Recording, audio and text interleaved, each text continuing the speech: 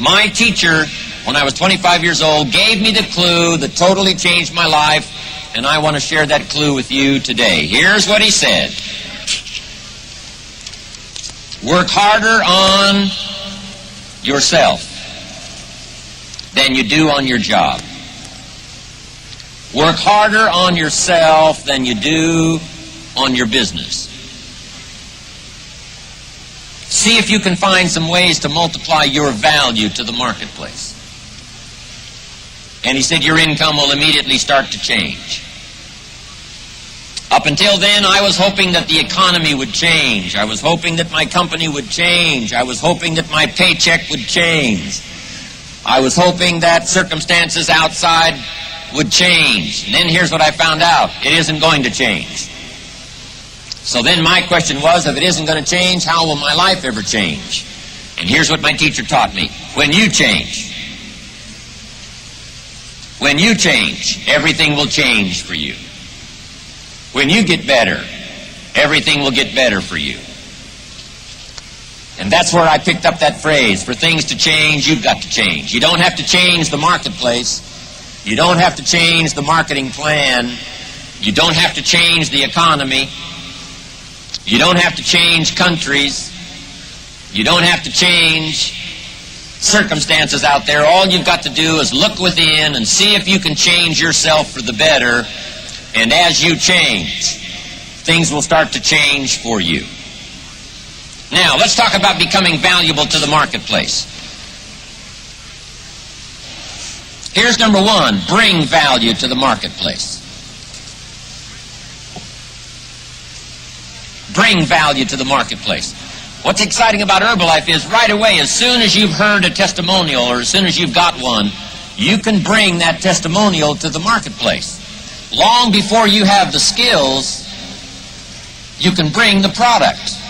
You can bring the story. And that's valuable to the marketplace.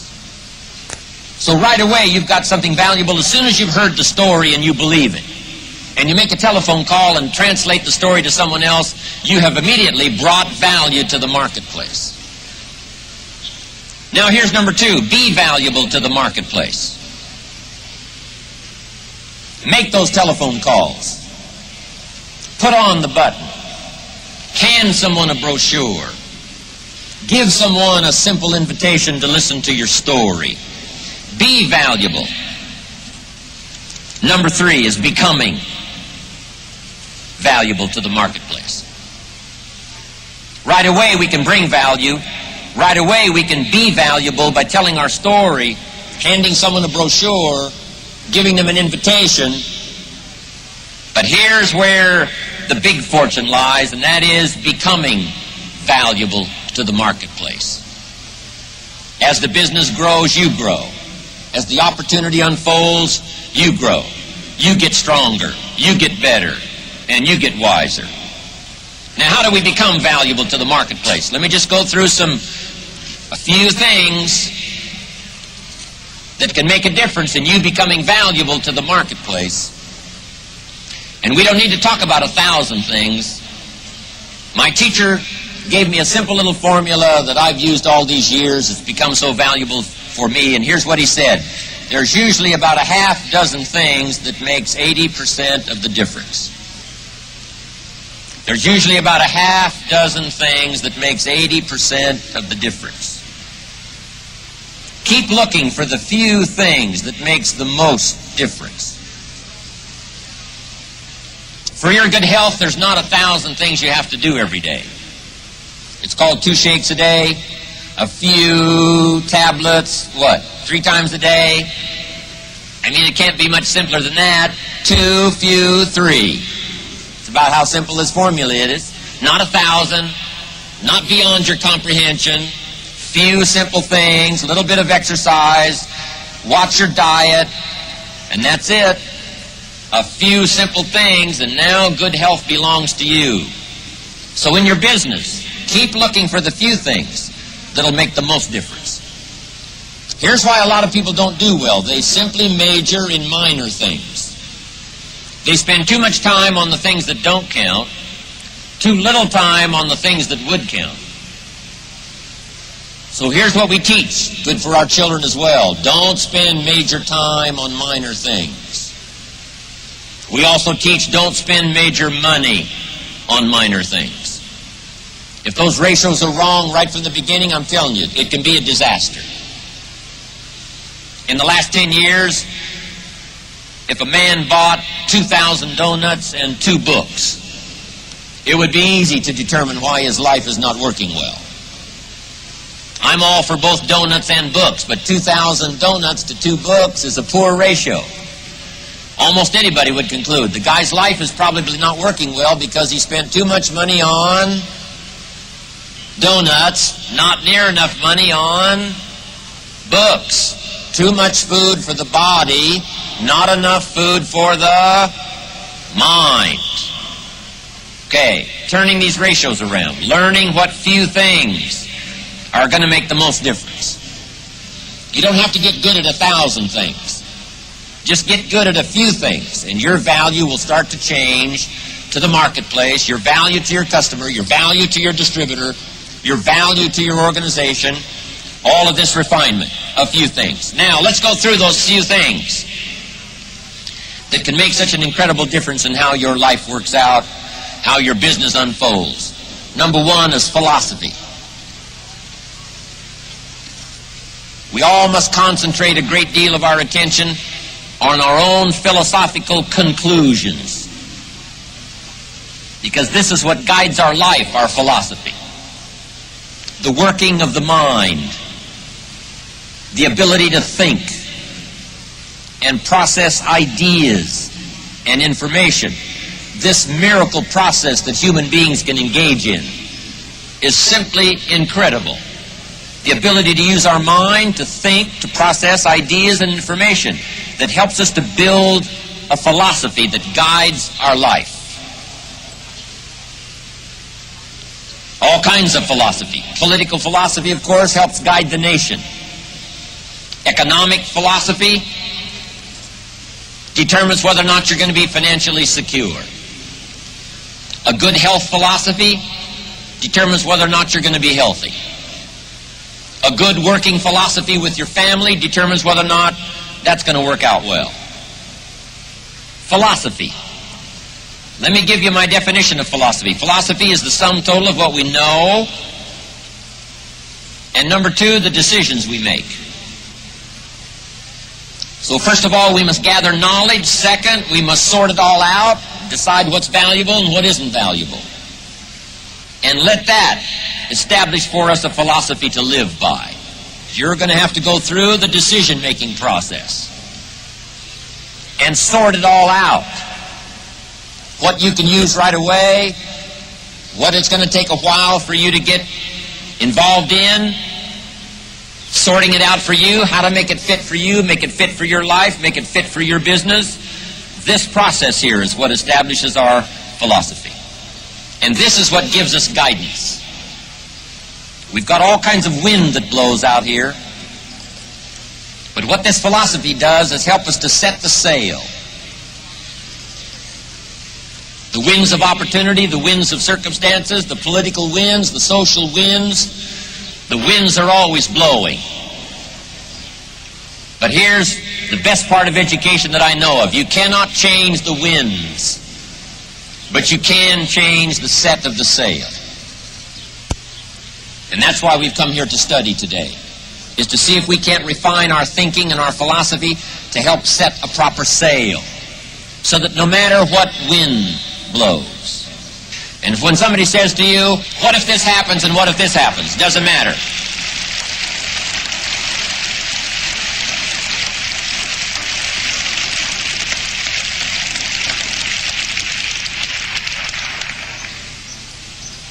What a power to walk away here with. Doesn't matter how the wind blows. I've gotten some information to set a sail, establish my philosophy that's going to give me the guidance to building my business, building my organization, building my life, building my relationship with my family, building a good marriage, building all the values of my life. I've got the information. I've got the ideas. I've established my philosophy. My sail is set.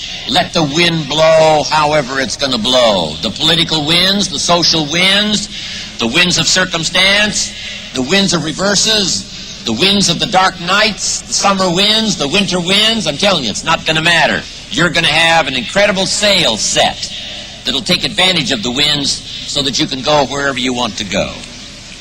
Now, where do we get ideas and information that can establish our philosophy? Number one, from personal experience. Learn from your own personal experience. That's why it's good to keep a journal. Keep some notes on your own personal experience, the things that happened to you, the questions you've had, and the answers you've found. Jot it all down. Don't trust your memory. Keep a journal. Things that have happened to you, questions that you've got, answers that you've found that help to guide your philosophy. Learning from personal experience. Now here's number two. I call it OPE, other people's experience. That's why I came by today. Share with you some of my personal experience. Now there's two kinds of people to learn from. Number one, failures. People who've messed it up. It's too bad failures don't give seminars. I'm telling you, it'd be valuable. If somebody's messed up their life for 40 years, you just got to say, John, would you spend a day with me? No, I'll bring my journal. Tell me how you messed it up and threw it all away. So learn from negative as well as positive. But here's number two, learn from success. Learn from the ones that have put it together. They've made the mistakes. They've corrected their errors. They've gotten their ego under control. They've learned how to work with people. They've learned how to build an organization. They've learned how to establish a customer base. They've learned how to develop distributor by distributor, city by city, country by country. What a wealth of knowledge concentrated in one place. Other people's experiences to establish our philosophy. Now here's number two. Not only are we affected by philosophy, we're affected by attitude. How we feel. So number one in these few things for personal development makes us better than we are, makes us stronger than we are, makes us wiser than we are, so that we bring more value to the marketplace, become more valuable to the marketplace. First is knowledge, awareness, ideas, understanding. But second is attitude, how we feel. And it's how we feel about a lot of things. Let me give you the short list. We don't have time today for the long list on attitude, but let me give you the short list. Number one, it's how you feel about the past.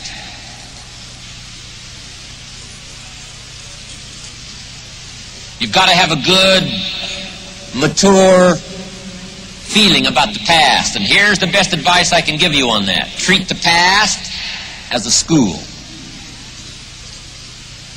Let the past teach you. Don't let the past become a club. Beat yourself to death with the past. So you blew it. What else is new? So it fell apart on you. What else is new? So you messed it up. What else is new? So you fell out of the sky. What else is new? So you did it wrong. What else is new? So you've made a long list of mistakes. What else is new? I mean, we've all been through it. But here's what I want you to do. Let the past now teach you. Let it teach you. Don't carry it around like a burden. It's too heavy to carry. As the days unfold and the months unfold, if you keep carrying the past losses, past failures, past mistakes, I'm telling you, it's too heavy. Just let it become a schoolmaster. Let it teach you and learn from the past. Because here's what's valuable from the past. Experience. Experience. We've all heard the phrase, experience can be one of the best teachers. Now here's number two. Your attitude about the future. How you feel about the future is going to be vitally important. Now let me quote you from ancient script. Here's what it says. If you cannot see, you perish. You die. We've all got to have a future to work for.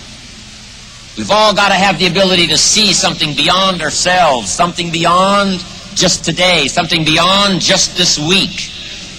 The future. Setting your goals. And a lot of people have asked me tips on how do you set goals. Let me just give you a simple little formula on setting goals. Vision of the future. Being able to see beyond today. Here's a little formula for setting goals. Number one, decide what you want. Get together with your wife and decide, what do we want? Get together with your husband and decide, what do we want? Get together with the family. Make some decisions. What do we want? Where do we want to go? What do we want to do? What do we want to have? What do we want to share? Then some of this has got to be personal. What do I want? What kind of skills do I want? What kind of income do I want? What kind of future do I see for myself? Not just for my family, but for me as well, because I'm going to have a major part in my family's future. What do I want? Get together and decide. Now here's number two. Write it down. Put it on paper. Sometimes you got to take things out of your head, not just operate out of your head. You got to take it out of your head and make a list. Make a list. Do the decision-making process and then just simply make a list. Write it down. Now here's number three. Keep the old lists. Keep the old list of goals. One of the greatest signs of personal development is looking back on those old lists of goals. I look back at a list of goals I made 10 years ago, and I'm telling you, some things on there I'm a little embarrassed. Here's 10 years ago, here's what I thought was so important. Now I'm telling you, it's not that important anymore. I've grown, I've changed, I've matured.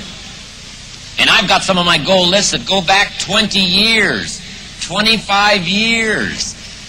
Some of those I won't even show anybody. Here's what I thought was so valuable. Now I understand so much better as my priorities have changed. Some of the things that used to be on the top of my list right now, I've learned they're not that important anymore. Other things have taken place on the top of the list. So, number one, decide what you want. Number two, write it down. Number three, keep the old lists. And here's number four, check off. When you do get something that's on your goal list, check it off. The first time I came to Spain many years ago, I happened to have my journal with me that had the list of goals in it. One of them was to someday go to Spain. And I had that journal with me, and when the wheels touched the runway in Madrid, I got out that list and I checked it off. Okay.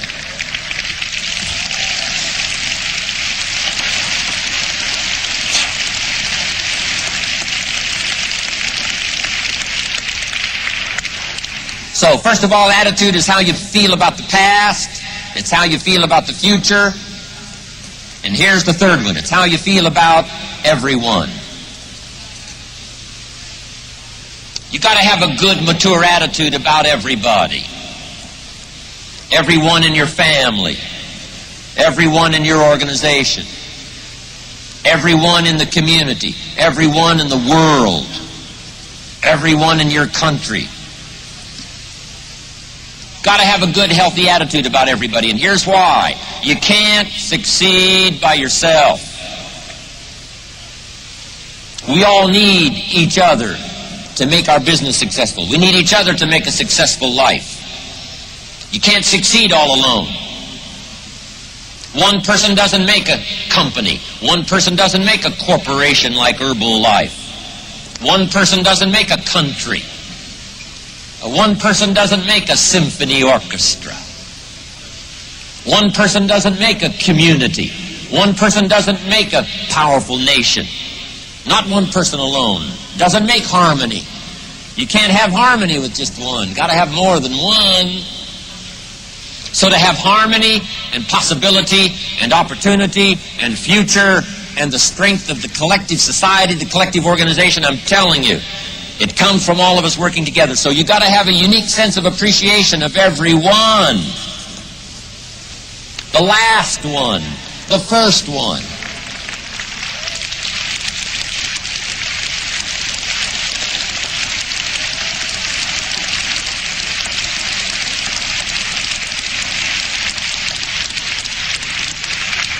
You've got to learn to appreciate the youngest one. You've got to learn to sense the value of the oldest one. And the one that gives you the most joy and the one that gives you the most trouble.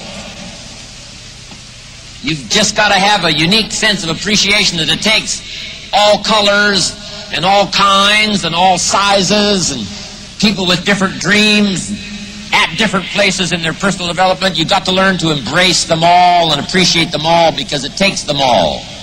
Here's a good phrase to jot down. It takes all of us to make each of us successful. So each of us must understand how valuable all of us are.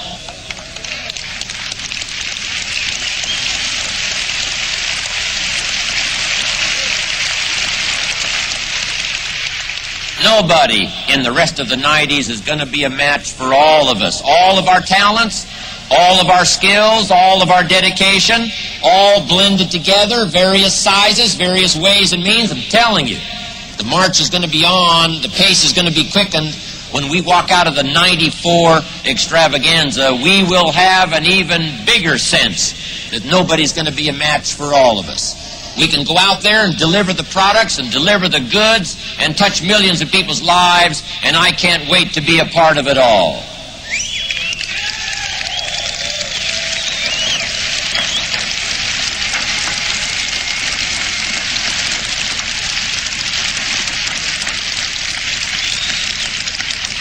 Now here's the next one that's vitally important. First, it's how you feel about the past. Second, how you feel about the future. Third, it's how you feel about everyone. And here's number 4. It's how you feel about yourself. I'm asking you to take today a renewed sense of self-confidence. Now, the first is simple. That you come to the logical conclusion that if Mark Hughes can do it, from where he started, 9th grade education, high school dropout, Mark never met his father until he was 20 years old. The judge decided who he was to live with when he was a little kid. His mother dies from a drug overdose when he's 18. He starts a little company, right, operating first of all from the trunk of his car, but step by step, from that small beginning, he conquered all of his challenges. It didn't matter the winds that blew for Mark, because he started setting a sail early in his life. It's guided him, and he's strengthened that sail up until now, serving as an example for all of us. And I'm telling you, Mark's central theme of his whole story is, if the kid from the tough side of town can do it, anybody can do it. With his background and the strikes against him, if he can overcome all of that and build a company second to none, if he can grow, you can grow. If he can get his arms around $1 billion enterprise, so can you. If Mark can make his fortune starting where he did, so can you. If he can change, you can change. If he can pick it up, you can pick it up. If he can turn around, you can turn around. If he can go on an accelerated personal development path, so can you. Pick all that up. Pick it up from the president's team. Pick it up from each other. Pick it up from the farm boy from Idaho raised in obscurity. Pick it up from all of these that have come to associate here together and walk away from here with a whole new sense of yourself and the gifts that you've got to bring to the marketplace. Do not deny yourself a chance to grow, a chance to change, a chance to become better than you are, bigger than you are, a bigger heart than you had before, more insight than you had, and give yourself the chance to grow. If anyone can do it, we all can do it. Attitude. So number 1 is philosophy. Number 2 is attitude. And here's number 3, activity. Now the disciplines. We must now learn the skills. If you want to be able to get your arms around a big organization that produces $1, $2, $3 million a year income, you got to develop the skills. You've got to put yourself through the early disciplines. But now here's what's exciting about the disciplines. One of my key phrases for the whole day. Disciplines work miracles. Disciplines work miracles. And here's the first piece that works miracles. Number one, do what you can. Do not let neglect grab you by the throat. Don't let neglect stall you on your path toward prosperity and health, being able to become powerful, influential, rich beyond wildest imagination. Don't neglect what you can do. If you can read, read. If you can change, change. If you can grow, grow. If you can take one step, take one step. Do not neglect to do whatever you can do at the moment. Of course you can't run a multi-billion-dollar business today. Mark couldn't either 10 years ago. Mark couldn't either 5 years ago. But I'm telling you, today he can do it because step by step, year by year, he took on what he could do. He didn't neglect it. He did the meetings he could do. He made the calls he could make. He read the books he could read. He took the classes he could take. And step by step, he got himself ready. I'm telling you, do not neglect to do whatever you can do because it'll work miracles. Of personal development first, productivity second. Now, do what you can. Here's number two, do the best you can. Hopefully you picked that up, especially from the president's team. That's how they got here, with diamonds in their pins. They not only did what they could, they did the best they could. And they've done the best they could, they've been able to do, and I'm telling you, that's why Herbalife has got this incredible reputation. They've picked up Mark's challenge that said, let us grow, let us start with easy steps first, let's do what we can first. If it's a foggy night and you can only see 100 feet, how can you see another 100 feet? Answer, walk the first 100 feet. Walk as far as you can see, and then you can see some more. And walk as far as you can see, and then you can see some more. So what you picked up here, just do it as far as you can see it. And I promise you, if you'll execute as far as you can see it, you'll be able to see more. Do that, then you can see more. And finally, get in tune of doing the best you can. And you'll have the activity that'll develop the disciplines that will set this sail so that you can say, it doesn't matter how the wind blows. I'm prepared.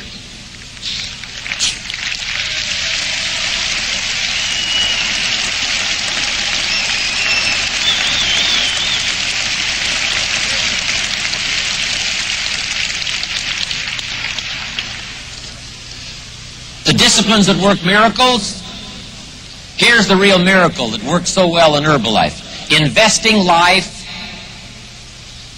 into life. One person's life invested in another. I'm telling you, you cannot have the potential for miracle with any simpler formula than that. Somebody who develops a testimonial and now invests that testimonial in someone else's attention, someone else's mind, gets them to think about it, gets them to respond to it. Now we've got the miracle called a new customer. Investing the opportunity, idea, in someone telling them the Herbalife opportunity, now we've got a new distributor.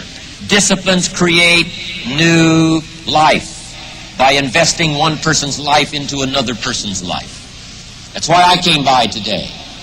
Mark Hughes invited me to come along on this journey to let me do something so grand and so powerful. I would not have missed this opportunity to invest a piece of my life into this many lives here today. I'm telling you, it's going to work miracles.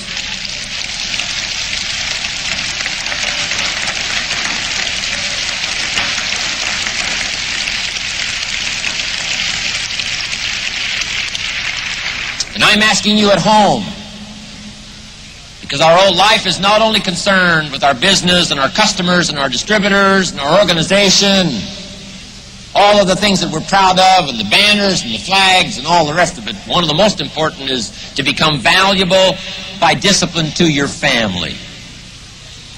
No greater place can you invest life into life than to invest in your family. Don't give your distributors the best of your attention and your family the least of your attention. Don't be careful with your distributors and careless with your family. Be just as careful with the child as you are with the distributor, because sometimes we think about volume and we think about money and we think about income, so we're very careful. But sometimes the people around us who need this investment the most to create new life, sometimes we're a little careless about investing life into life when it seems like it's so close and it's so familiar. We don't take the time to study ways and means for the language and the skills to invest life into life concerning our family. Don't be short here.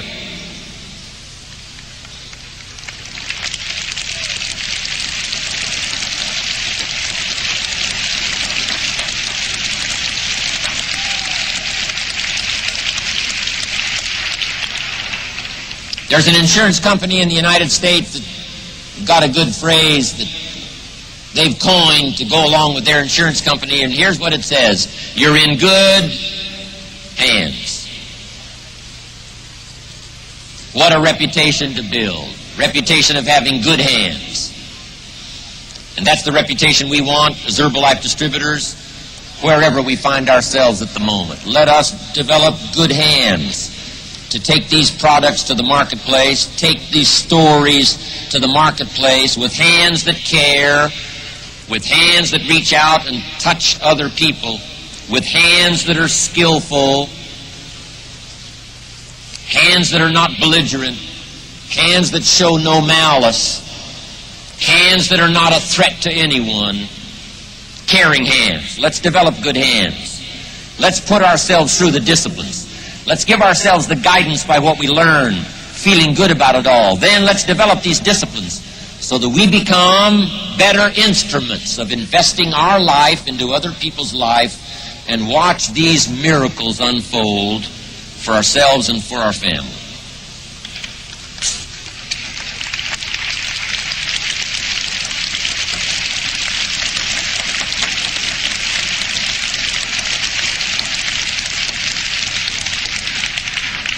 Now I've got one more to finish it up here today. We've talked about philosophy, we've talked about attitude, we've talked about disciplines. Now let's talk about lifestyle. Lifestyle. The ultimate challenge of life is to take your results and jot this word down: fashion. Fashion for yourself a good life. Fashion for yourself a good life, like weaving a tapestry. A good life does not happen by accident.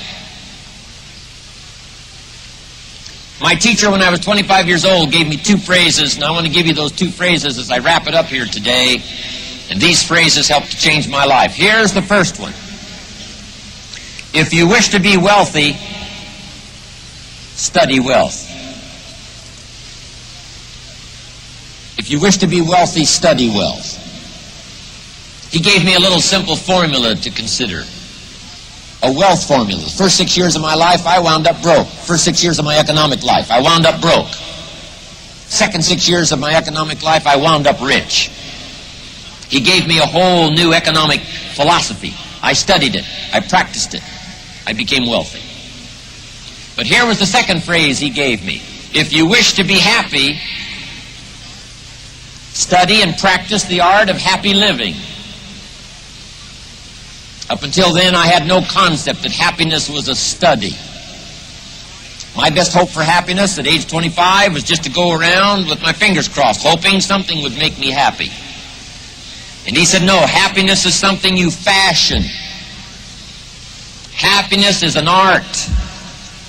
It's not an accident, it's an art. And so I'm asking you to study and practice the art of living a happy life. And start with your family. If you want a happy evening, you have to design it. It's not going to happen by accident. If you want a happy weekend, you've got to design it. You've got to fashion it. You've got to weave it like a tapestry with your own hands, your own ideas. Don't leave an evening to the winds. Don't leave a child's birthday to the winds. Don't leave a weekend that's important just to the winds. Let the winds blow. Fashion the day. Fashion the weekend. Fashion the evening. Engage in this kind of happy living called lifestyle. For your family. Another part of it is culture. You got to go to the plays. You got to see the movies. You got to go listen to the orchestra, the symphony. You got to let these things affect you. Enjoy that part of your life. Fashion it and enjoy it. Take an hour, take a couple of hours, take an evening, and go soak up the symphony, soak up the music. And when you do this, with family, with culture, lifestyle, here's what happens. Number one, you can enjoy it. It's a spendable commodity. But here's the most exciting part of all. The feelings you get from here, the coin, the currency, the worth and the value you get from fashioning a happy life, fashioning a conversation with a child, fashioning a love experience. A good marriage is not a marriage that's left to the wind. It must be well woven. A friendship must be well constructed. A cultured life must be well woven, well constructed. A love affair must be well woven. I'm telling you, all of these values that come from lifestyle, and nobody can engage in the art of lifestyle better than Herbalife distributors, Mark Hughes being one of the best.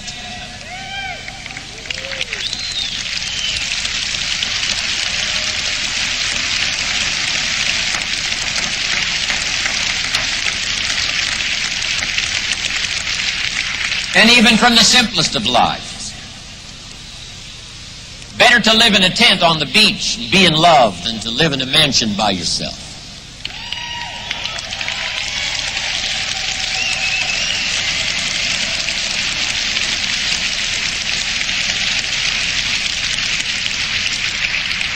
But now here's the last part. And this is the most exciting. Not only can a well-fashioned lifestyle experience be enjoyed, here's the powerful part. It can be invested. It can be invested. Because here's what really happens. You take lifestyle, all those values, all the coin, all the currency of lifestyle, and you invest it. This feeling here helps you to now, drives you to do the better study. Why? This whole cycle keeps coming around. Philosophy, attitude, disciplines create lifestyle. Lifestyle inspires you to go back, develop an even better philosophy, stronger attitude, more detailed disciplines. All of that helps you to produce lifestyle. And if you fashion this well, love affair, marriage, culture, evening, weekend, all of this good stuff now, that inspires you now to read, study and grow, develop your philosophy, strengthen your attitude, pick up the disciplines. This whole cycle, I'm telling you, there's nothing like it once you understand how to live this way.